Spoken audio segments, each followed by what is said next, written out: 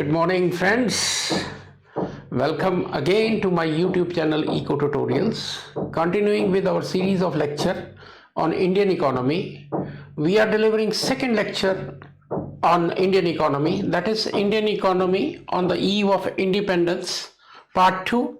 And here we are going to focus on industrial sector and foreign trade.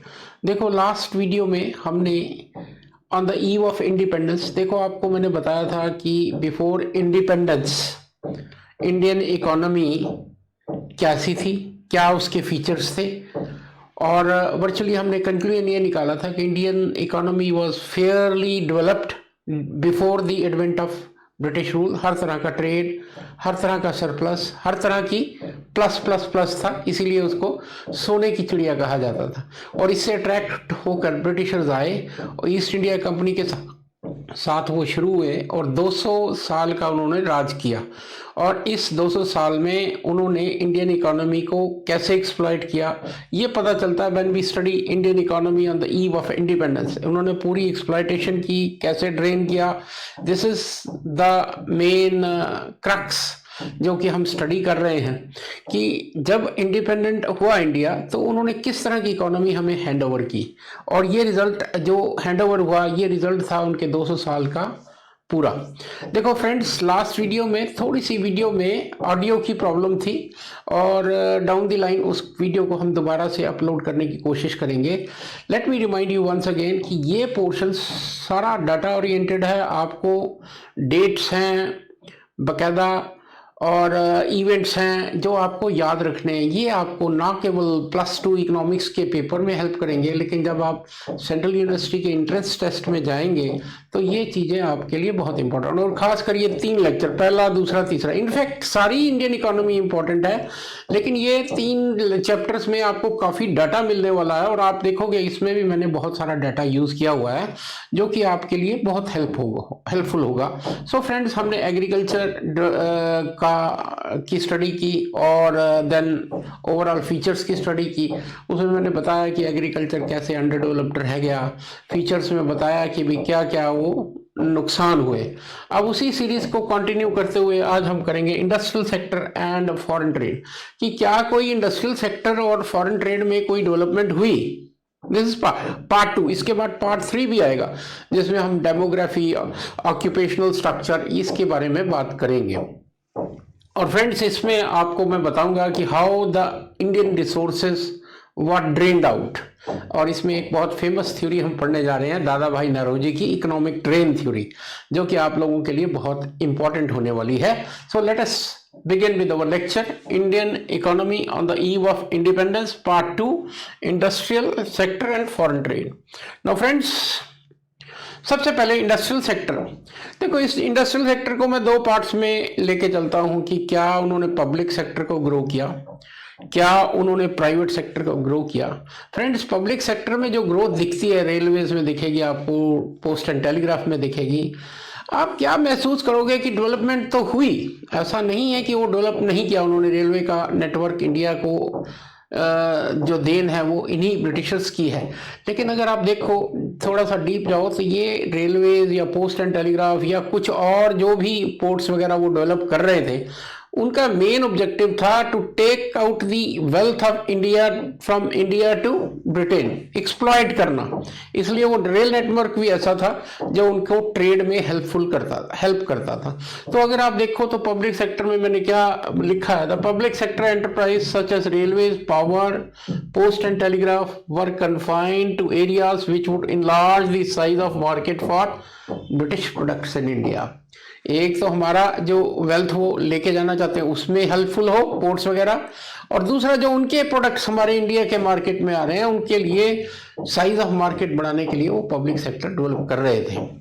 Then second, the industrial growth was lopsided. मैंने आपको बताया कि it was lopsided in the sense that the consumer goods industry was not adequately supported by capital goods industry, कि जो थोड़ी बहुत consumer good industry थी इसको बैकिंग चाहिए होती है capital good industry. Capital good industry होती है जो हेल्प करती है प्रोडक्शन में। कहता है कि ये कैपिटल गुड इंडस्ट्री पर ज़्यादा ध्यान नहीं दे रहे थे, कंज्यूमर गुड इंडस्ट्री पे, क्योंकि उनका मेन ऑब्जेक्टिव कोई इंडिया को इंडस्ट्रियल हब डेवलप करना नहीं था। वो अपने प्रोडक्ट्स को बेचना चाहते थे या जो हमारे प्रोडक्ट्स हैं उनको लेके जाना चाहते थे। इसलिए ज़्यादा ध्यान कंज्यूमर गुड्स की तरफ था, कैपिटल गुड्स की तरफ नहीं था। इसी को कंटिन्यू करते हुए देखो, no priority was given to the development of basic and heavy industry. बहुत स्ट्रेंज सी बात आपको दिखती कि बेसिक और हैवी इंडस्ट्री पे इन्होंने कोई स्ट्रेस नहीं दिया। Tata iron and steel corporation, TISCO, बहुत फेमस, आपको सबको पता है टिस्को के बारे में। This was established only in 1907। तो अगर आप देखो 150 साल के बाद कोई हैवी इंडस्ट्री, और that too by Indian national, Tatas ने इस्टेब्लिश की, ब्रिटिशर्स ने इस्टेब्लिश नहीं की। It was establish in 1900। Sector was the only basic industry in India, एक ही basic industry, TISCO. So you can well imagine कि वो किस बैकग्राउंड पे, किस इंटरेस्ट के साथ काम कर रहे थे। The pattern of development in industrial sector was lopsided and was dominated by presence of small industry. Small industry 31% and large industry 43%, और मीडियम इंडस्ट्रीज की तरफ कोई ध्यान नहीं था, 20-22% जो रह गया।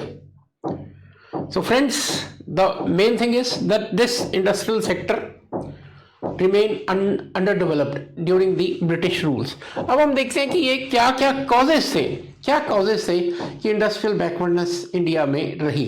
सबसे पहला था डाउनफॉल ऑफ हैंडीक्राफ्ट इंडस्ट्री। देखो, आपको 6वीं-7वीं से पढ़ाने लग पड़ते हैं कि इंडिया की हैंडीक्राफ्ट बहुत वर्ल्ड फेमस थी। अब भी है, ऐसी बात नहीं है, लेकिन उस टाइम वो it was world famous handicraft industry.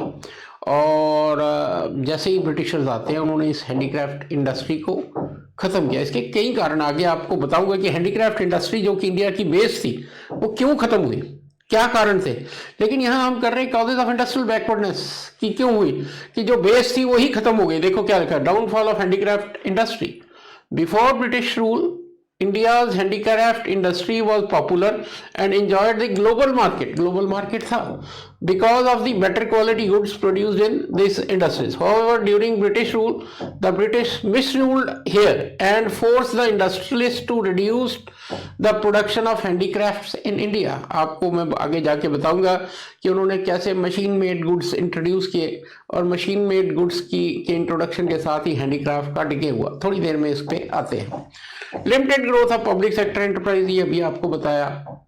Railways, post and telegraph, ये पब्लिक सेक्टर जो इंडस्ट्रीज थी ये डेवलप की गई only keeping in interest the Britishers interest, कि वो जिससे उनका ट्रेड बढ़ सके, ब्रिटिश गुड्स का बढ़ सके, या इंडिया से जो बाहर लेके जा रहे हैं उसमें उनको हेल्प हो सके। चाहे वो रेलवेज है, चाहे वो पोस्ट एंड टेलीग्राफ है, या पोर्ट्स हैं, या रोड्स हैं, वहीं डेवलप होते थे जहाँ ब्रिटिशर्स को हेल्प हो सके। So this is limited growth of public sector enterprises. The public sector enterprises such as railways, power, post and telegraph were confined to areas which would enlarge the size of market. देखो friends, इन slides में अगर आप अपनी book के साथ compare करोगे, बहुत ज़्यादा मेहनत हुई है, और आप इसको प्रॉपरली डाउनलोड करके इसको पढ़ो। मैंने पहले भी कहा, अब भी कह रहा हूँ कि दीज आर कंप्लीट नोट्स, और आपको इधर उधर नहीं देखना पड़ेगा, सब कुछ है इसमें। Lack of capital good industry, ये तो अभी आपको मैंने बताया कि कैपिटल गुड इंडस्ट्री की तरफ कोई ध्यान ही नहीं था। The Britishers always wanted to implement those policies which can develop those Indian industries that would never give competition to British industry. वो डेवलप करना चाहते थे जो कि ब्रिटिशर्स को कोई कंपटीशन ना दे। The Britishers aimed at making Indians dependent on them for the supply of heavy equipments and capital goods, कि हैवी मशीनरी, कैपिटल गुड्स, इसके लिए आप डिपेंडेंट हो जाओ ब्रिटिशर्स पे, अपने आप प्रोड्यूस ना कर पाओ। Therefore they did not pay attention to the promotion and development of capital goods in India. Then देखो, अभी आपसे बात कर रहा था मैं कि हैंडीक्राफ्ट इंडस्ट्री डिक्लाइन हुई। अब इसके क्या कारण, देखो इंडिपेंडेंट क्वेश्चन बनता है, why there was decline of handicraft industry in India. तो इसको मैंने 3-4 पार्ट्स में डिवाइड किया हुआ है।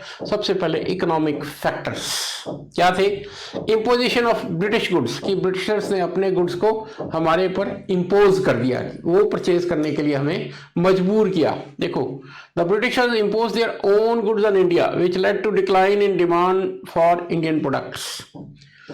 देखो, जो ब्रिटिश गुड्स थे वो मशीन मेड गुड्स थे, और इंडियन गुड्स जो थे ज़्यादातर हैंडीक्राफ्ट, हाथ से बने हुए थे। तो नेचुरल है जो मशीन मेड गुड्स की क्वालिटी थोड़ी सी ज़्यादा, और हैंडीक्राफ्ट चाहे अच्छे हैं लेकिन they couldn't compete with these machine made goods. उनका प्रोडक्शन बल्क में था, हैंडीक्राफ्ट का प्रोडक्शन बल्क में नहीं था, थोड़ा वो ज़्यादा ड्यूरेबल थे, हमारे हैंडीक्राफ्ट के कम ड्यूरेबल थे। तो ये सारे कारण थे जिससे ये ब्रिटिश गुड्स जो हैं वो इंडिया पे हावी होते गए। Disruption of traditional trade networks, the Britain disrupted traditional trade networks and imposed their own trade policies। वो ऐसे ऐसे ट्रेड बैरियर्स लगाने लग पड़े इंडियन गुड्स हैंडीक्राफ्ट्स पे, टैक्सेस, टैरिफ्स और मशीन मेड गुड्स को रिलैक्सेशन, जिससे नेचुरल था कि ये हैंडीक्राफ्ट इंडस्ट्री डिक्लाइन होती जाए। Exploitation of Indian resources, the British exploited India's natural resources including cotton, indigo and tea which led to decline in traditional India. जो natural resources थे, indigo, cotton, ये tea, इसको उन्होंने अपने ब्रिटेन के लिए एक्सपोर्ट किया। इस पे जो है इससे हैंडीक्राफ्ट इंडस्ट्री को नुकसान हुआ। Then social factors, decline in traditional crafts, traditional होते हैं जो हाथ, दस्तकार, बुनकर, ये आपके कोई भी वो मिट्टी के बर्तन बनाने वाले जो भी ट्रेडिशनल हैंडीक्राफ्ट्स थे। The Britishers introduce new technologies and machines which led to decline in traditional crafts and skills. अभी आपको बार बार बता रहा हूँ कि मशीन मेड गुड्स इंट्रोड्यूस किए गए और ये मशीन मेड गुड्स जो हैं वो इंडिया के जो गुड्स हैंडीक्राफ्ट्स हैं वो इनका कंपटीशन नहीं कर पाए और इससे ट्रेडिशनल स्किल्स। दूसरा आप देखोगे कि ट्रेडिशनल गुड्स जो कि हैंडमेड थे उनमें बनाने में ज़्यादा टाइम लगता था, इसलिए उनका प्राइस थोड़ा सा ज़्यादा होता था, और मशीन मेड गुड्स आपको सस्ते मिल रहे हैं। तो नेचुरल है वही गुड, मशीन मेड गुड सस्ता मिल रहा है और ट्रेडिशनल महंगा मिल रहा है, देर से मिल रहा है, तो धीरे धीरे ये जो हैंडीक्राफ्ट इंडस्ट्री है वो डिके होती गई। लॉस ऑफ पैट्रोनेज, इसमें आपको बताऊं कि पहले जो ट्रेडिशनल इंडस्ट्रीज हैंडीक्राफ्ट होती थी इनको कोर्ट्स का, किंग्स का बहुत पैट्रोनेज मिलता था, और इंग्लैंड वालों ने जैसे ही आए उन्होंने इस पैट्रोनेज को बंद कर दिया, जिससे ये हैंडीक्राफ्ट बंद हो गया।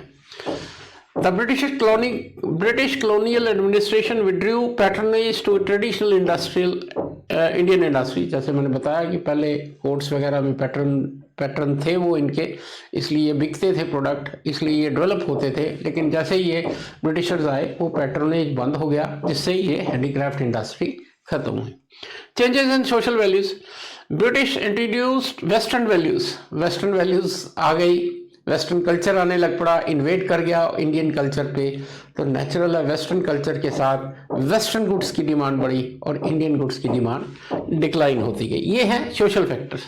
Then there were technological factors, introduction of new technology, वही आपको बार बार कह रहा हूँ, मशीन्स वगैरह आई और इन मशीन्स ने हैंडीक्राफ्ट को खत्म कर दिया। देखो क्या लिखा, the British introduce new technology and machines which led to decline in traditional crafts, competition from machine made goods, ये बार बार यही पॉइंट आपको sorry, lack of technological upgrading, कुछ हैंडीक्राफ्ट इंडस्ट्री में अपनी भी ड्रॉबैक्स थी, इन्होंने टेक्नोलॉजिकली अपने आप को अपग्रेड नहीं किया, इसलिए ये मशीन मेड गुड्स के कंपैरिजन में कहीं स्टैंड नहीं कर पाए। Then political factors, colonial policies, देखो ब्रिटिशर्स का कोई ऑब्जेक्टिव आपको डेवलप करना तो था ही नहीं कभी भी, इसलिए जो कॉलोनियल पॉलिसीज थी they were always in favour of British goods and they impose policies which help British industries not Indian industries. और tariff, they impose more tariffs, taxes on handicrafts. The British impose tariffs on Indian goods, making them more expensive। ये आपको बार बार बता रहा हूँ, tariffs थे, कुछ ये technology नहीं थी इनके पास, बनाने में ज़्यादा टाइम लगता था, मशीन मेड गुड सस्ते थे, ये महंगे थे, इसलिए ये सारा डिक्लाइन होता गया। लैक ऑफ गवर्नमेंट सपोर्ट, कि गवर्नमेंट आपको, यही पॉइंट्स हैं सारे कि ये बार बार सपोर्ट नहीं दे रही थी। तो फ्रेंड्स, तो इंडस्ट्री में क्या निकला, कंक्लूड करें कि एक तो वो जिस चीज़ को डेवलप कर रहे थे पब्लिक सेक्टर में, railways, post and telegraph, ports या रोड्स, ये अपने इंटरेस्ट को ध्यान में रखते हुए कर रहे थे, प्राइवेट सेक्टर को कोई ध्यान नहीं था। प्राइवेट सेक्टर में पहली इंडस्ट्री मैंने बोला 1907 में टिस्को आई, जो कि एक इंडियन द्वारा इस्टेब्लिश की गई थी। फिर दूसरा जो ट्रेडिशनल क्राफ्ट्स थे, हैंडीक्राफ्ट्स थे, उनको डिक्लाइन, उनको डिके किया गया और वर्चुअली मशीन मेड गुड्स को इम्पोज कर दिया गया इंडियंस पे, और ये हैंडीक्राफ्ट ये अपना पैट्रनेज लूज कर चुके थे। मशीन मेड गुड्स सस्ते थे, ये महंगे थे और इनको खरीदार इनके मिल नहीं रहे थे मार्केट में, तो हैंडीक्राफ्ट इंडस्ट्री भी आउट होती गई। तो टोटल रिजल्ट ये था कि इंडिया कैपिटल गुड्स की बेस नहीं बनी, हैंडीक्राफ्ट का डिक्लाइन हो गया, लार्ज स्केल इंडस्ट्री ज़्यादा डेवलप नहीं हुई, प्राइवेट सेक्टर ज़्यादा डेवलप नहीं हुआ, तो अल्टीमेट रिजल्ट हुआ इंडस्ट्रियल बैकवर्डनेस, जो कि आपने पढ़ा।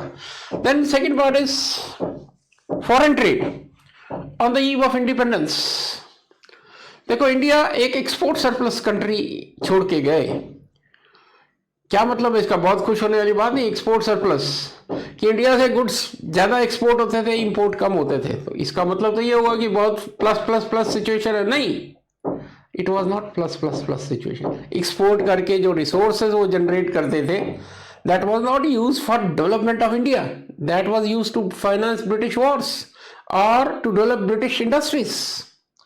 तो क्या है कि वो क्या कहते हैं कि फंड्स भी हमारे और एक्सप्लॉयटेशन भी हमारी और फायदा किसी और का। सो फॉरेन ट्रेड में भी आप यही देखोगे कि एक्सपोर्ट सरप्लस वी वर, लेकिन उस एक्सपोर्ट सरप्लस से जो वैल्यू जनरेट हो रही थी वो इंडियंस के लिए नहीं यूज हो रही थी, that was used for Britishers. देखो, export oriented economy, India's economy was transferred into export oriented economy and focus on exporting raw material। एक तरह से उन्होंने इंडिया को रॉ मटेरियल की मंडी बना दिया।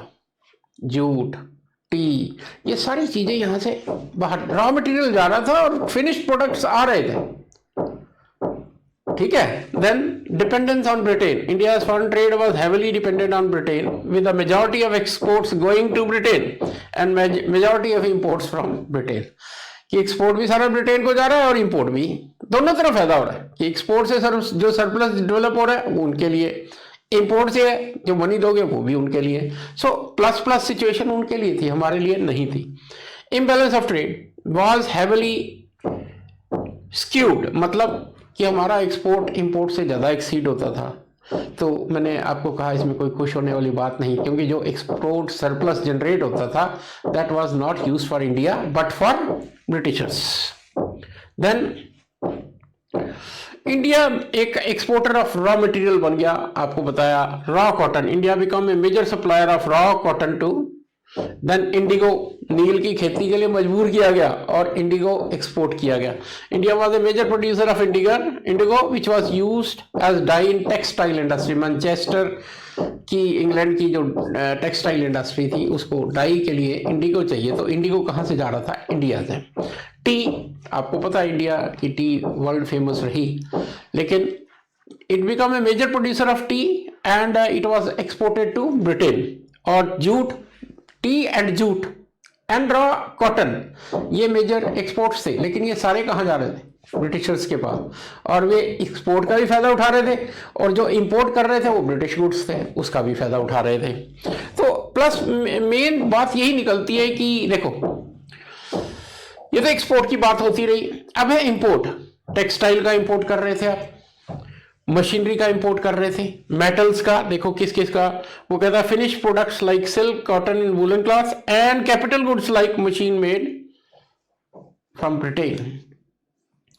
तो क्या निकल रहा है, कंक्लूजन क्या निकल रहा है कि आप एक्सपोर्ट ज्यादा कर रहे हो, इंपोर्ट कम कर रहे हो, लेकिन दोनों तरफ आपको फायदा हो रहा है। एक्सपोर्ट से जो सरप्लस जनरेट हो रहा है वो ब्रिटिशर्स लगा रहे हैं, और इंपोर्ट से जो हो रहा है वो भी ब्रिटिशर्स के पास ही जा रहा है। तो ये आप देखो। अब इसमें देखो इसकी कॉन्सिक्वेंसेस क्या हुई डी इंडस्ट्रियलाइजेशन की। इंडिया में इंडस्ट्रीज का डी इंडस्ट्रियलाइजेशन कम लगी। India's foreign trade led to deindustrialisation of Indian industries which were unable to compete. इसमें इंडियन इंडस्ट्रीज में हैंडीक्राफ्ट्स वगैरह वो आपको बता ही दिया मैंने। देन ड्रेन ऑफ वेल्थ, अभी आप पढ़ने जा रहे हो कि India's resources were drained to England. Then underdevelopment, India's foreign trade contributed to underdevelopment as the country was forced to focus on exporting materials rather than developing its own industries।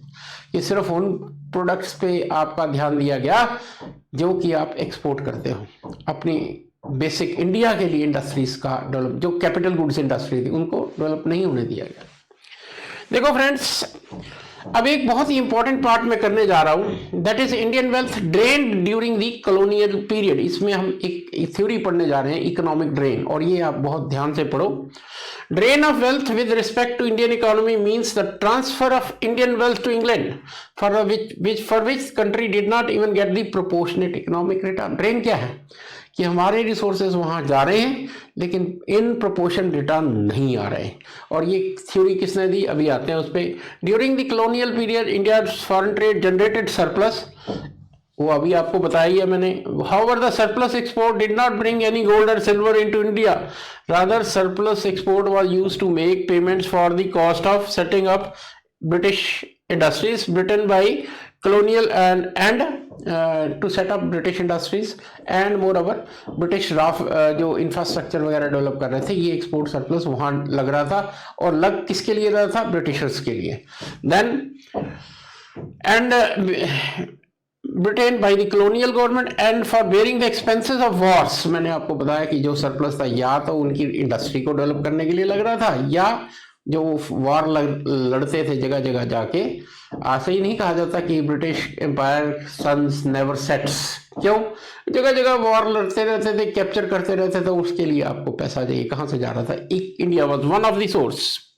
Now अब आते हैं, देखो इस पे, this is economic drain theory. Friends, इसको बड़े ध्यान से आप पढ़ोगे क्योंकि ये question not only for this +2 but आपकी एंट्रेंस टेस्ट या जब भी आप इकोनॉमिक्स का से रिलेटेड कोई पेपर पढ़ोगे तो उसमें ये बहुत इंपॉर्टेंट है। Economic drain theory, this economic drain theory was given bye famous Indian economist दादा भाई नौरोजी। फ्रेंड्स देखो, नेक्स्ट वीडियो में आपको मैं इस ड्यूरेशन के, इंग्लैंड के ड्यूरेशन में कौन कौन से नए बड़े इकोनॉमिस्ट हुए, उनकी बुक्स, उन्होंने क्या क्या बोला, कैसे हुआ, वो दूंगा, जो कि डाटा आपके लिए बहुत ही इंपॉर्टेंट होगा। अभी भी एक डाटा आगे आ रहा है जो आपको देने जा रहा हूं मैं, और ये मैंने बहुत मेहनत करके ये डाटा कलेक्ट किया हुआ है, तो आप इसको बड़े ध्यान से देखो।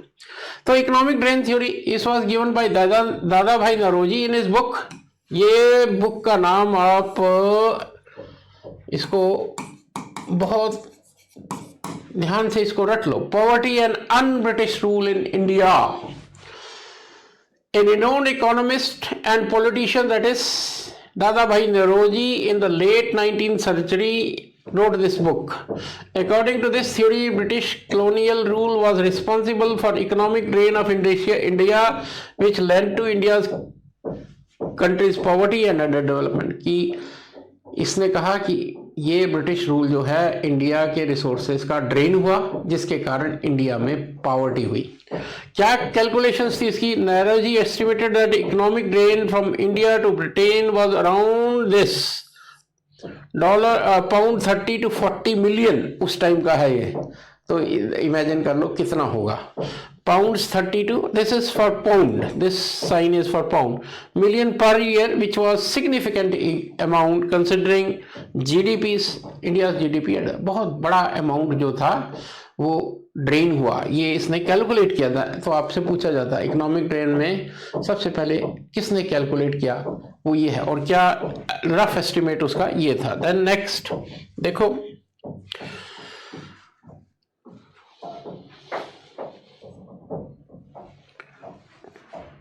देखो अब इकोनॉमिक ड्रेन थ्योरी में क्या मेन पॉइंट आते हैं। Unilateral transfer of wealth. Unilateral का मतलब होता है वन साइडेड। वन साइडेड मतलब इंडिया से इंग्लैंड को जा रही है, रिटर्न में आपको कुछ नहीं मिल रहा। एक्सपोर्ट ऑफ इंडियन रिसोर्सेज, ये आपको बार बार मैं बता रहा हूँ कि Indian resources were exported and export surplus were used to finance wars और to finance British industries.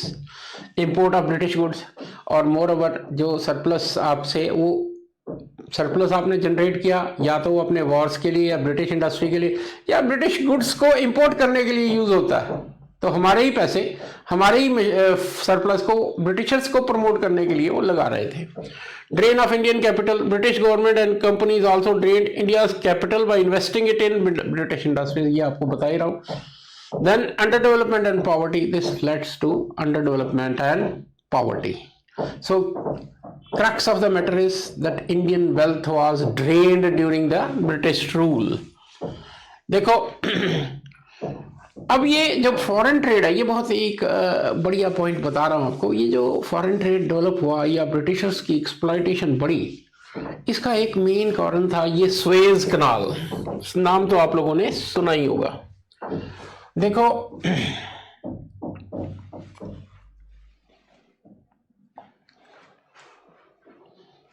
Now this, just wait. अब ये जो सुएज कनाल है, ये 193 kilometre long Suez canal is an artificial waterway which runs from Africa and Asia through the isthmus of Suez in the north east part of the Egypt से run करती हुई ये Asia तक आती है। The Suez canal is the shortest maritime from Europe to Asia. देखो, ये Suez कनाल एक आर्टिफिशियल कनाल बनाई गई इजिप्ट के पास से निकल के एशिया तक आती है, 193 किलोमीटर लंबी, और इसने मेडिटेरियन सी को रेड सी से कनेक्ट किया, दो सीज को कनेक्ट कर दिया। अब इससे हुआ क्या? इससे हुआ ये कि यूरोप और एशिया के बीच जो ट्रेवल टाइम था वो बहुत ज़्यादा रिड्यूस हो गया। Since its completion in 1869, it has become most heavily used shipping route in the world. दो सीज को कनेक्ट किया और इससे ट्रेवल टाइम, अभी आगे आएगा आप देखोगे कि कितना ट्रेवल टाइम रिड्यूस हुआ। देखते हैं, कहता है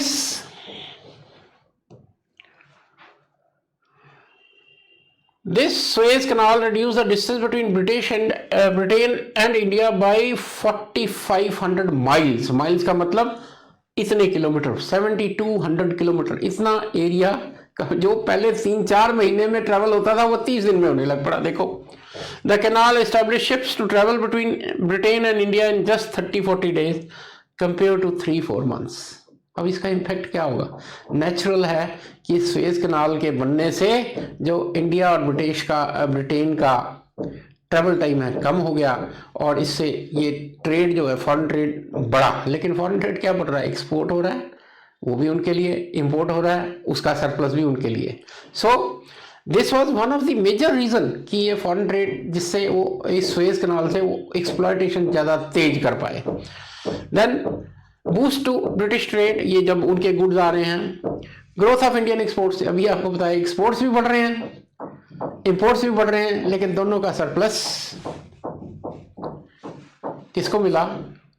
ग्रेट ब्रिटेन को। फ्रेंड्स, क्या निकला इनसे? अभी तक आपने पढ़ लिया agriculture, decay of agriculture was there in British era. Then industry ज़्यादा ध्यान नहीं दिया गया।